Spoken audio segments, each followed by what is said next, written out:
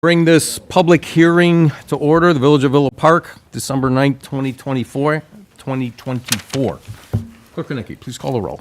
Trustee Alfano? Here. Trustee Cordova? Here. Trustee Corkery? Here. Trustee Kozar? Here. Trustee Kumar? Here. Trustee Patrick? Here. President Kazone? Here. And tonight, our hearing is a discussion on the proposed 2025 budget. Turn it over to Manager Harlan. I basically want to thank people for coming out to talk about this year's budget. This year, we're proposing a balanced budget, of course. We are the original proposed budget that was printed on printed and available for the public on October 21st, shows a final balance of 160 days of fund balance. We're looking through it and making some adjustments. We're probably closer, actually, to 125 days. The discussion we've had on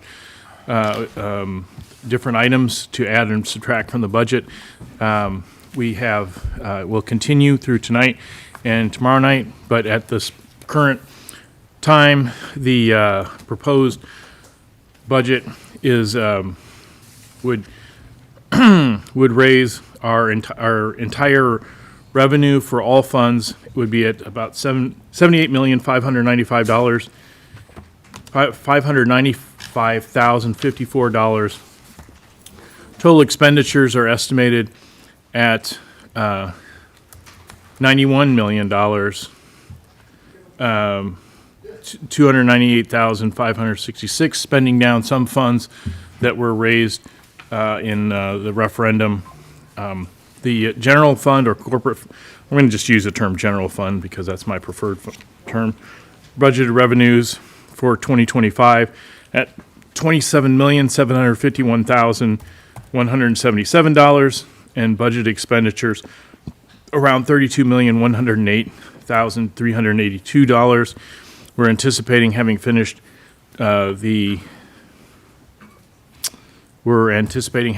the 2024 year at somewhere in the neighborhood of $14 million in fund balance, which is, and part of that is the spend down will be to the final purchases for the recreation center.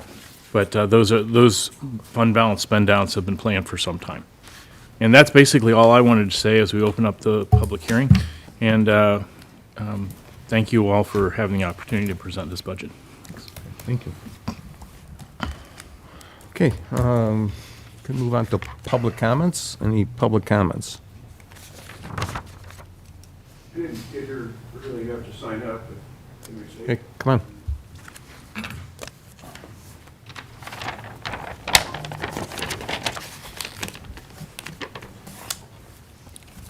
You could please limit to 3 minutes. My name is Reed Goodrich, and I see some unfinished business here for this Hawthorne Ecoterra project. Well, I don't know exactly what that means.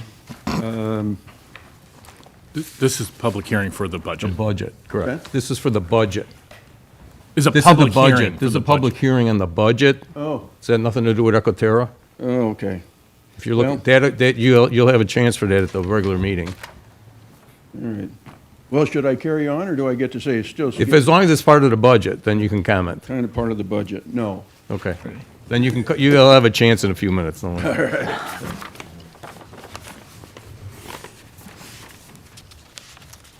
Okay. Any other public comments?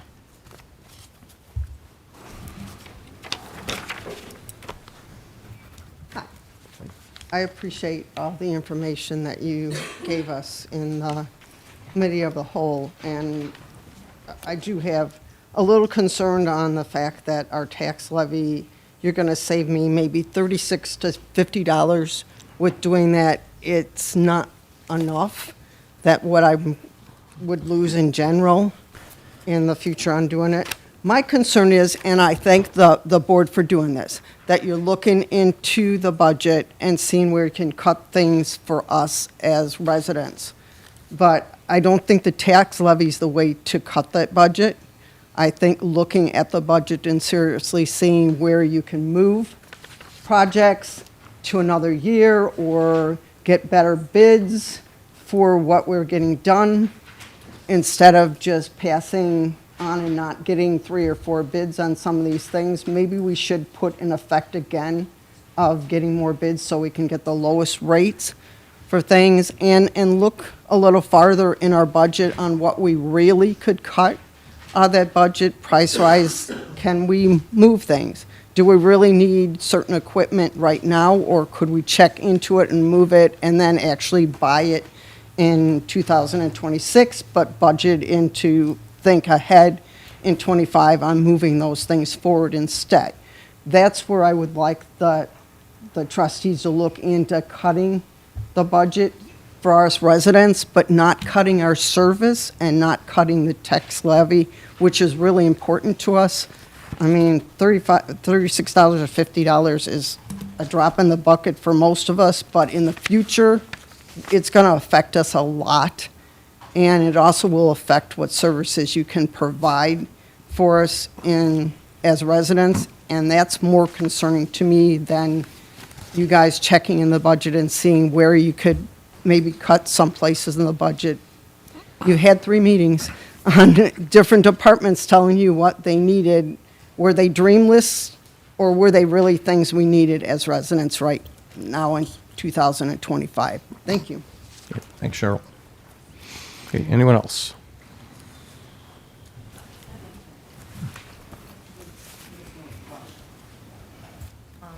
Hi, my name's Tina. You guys already know me.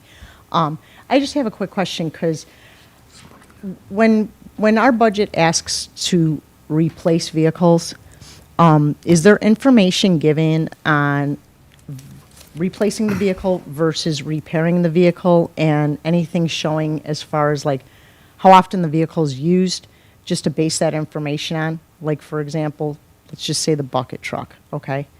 How often is it used? Is it used enough to where we need to purchase a new one for, I don't know, remember off the top of my head, I think it was like 200,000.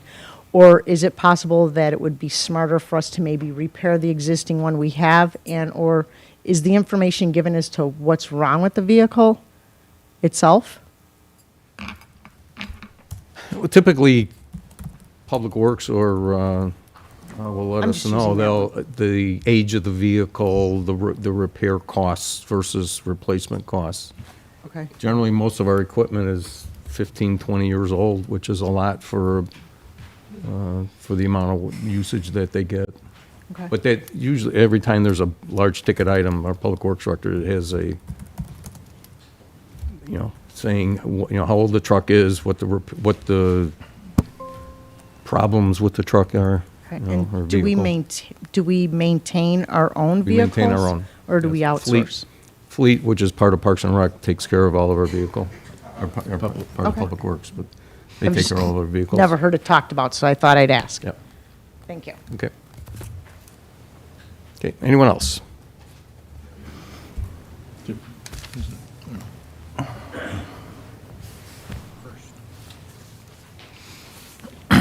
Mike Orlowski in Villa Park. I think the tax levy would be the wrong tax to cut for the village. Parks and Rec is usually the one that takes the blunt of the cuts. I think we're in a good motion forward to keep the Parks and Recs improving.